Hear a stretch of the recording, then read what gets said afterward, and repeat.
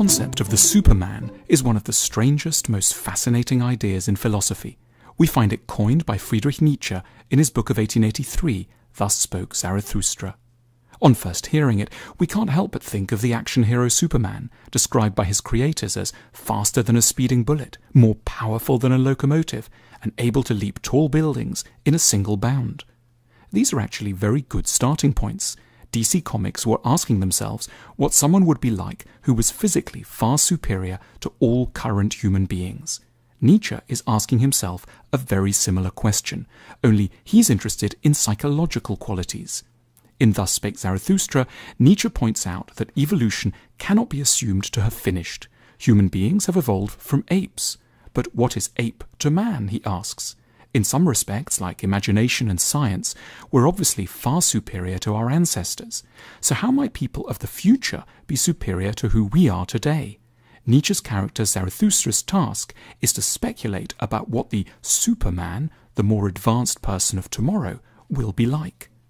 Nietzsche wasn't interested in massively enhanced brain power, an ability to do hugely complex sums in one's head, or to learn a language in 3 days.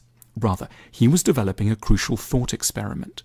Suppose we were psychologically superior to people today. What would we be actually like? What is the ideal kind of human being? And he came up with a very surprising and challenging answer. Nietzsche's strategy for answering his own question was to identify the person he most admired, the person he thought had the best approach to life, and then home in on the qualities that made this person the way they were. He was particularly impressed by Johann Wolfgang von Goethe, whom he regarded as the nearest anyone had yet come to being a Superman. He also took some hints from Napoleon, Montaigne, Voltaire and Julius Caesar. He concluded that supermen are going to have some wonderful and sometimes unexpected characteristics. They will make their own values. They'll be very independently minded.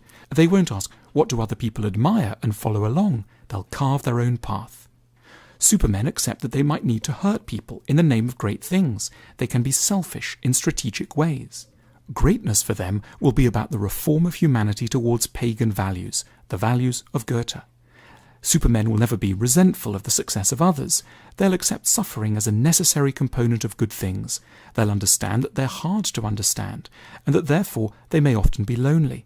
They'll be gentle towards the weak, out of consciousness of their own great strength. They'll be a little bit wicked around sex, by conventional standards.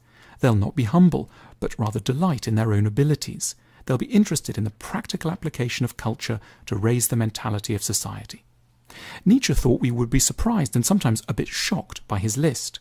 He thought we'd be expecting that the superhumans of tomorrow would be deeply compassionate, very egalitarian, uninterested in rivalry, and perhaps have ambitions to make breakthroughs in science. But Nietzsche was arguing something else, that maybe being great involves some qualities that are a bit disturbing, and also that greatness means being interested in the salvation of mankind through culture. The word Superman is useful for getting us to think about who we would like to evolve into.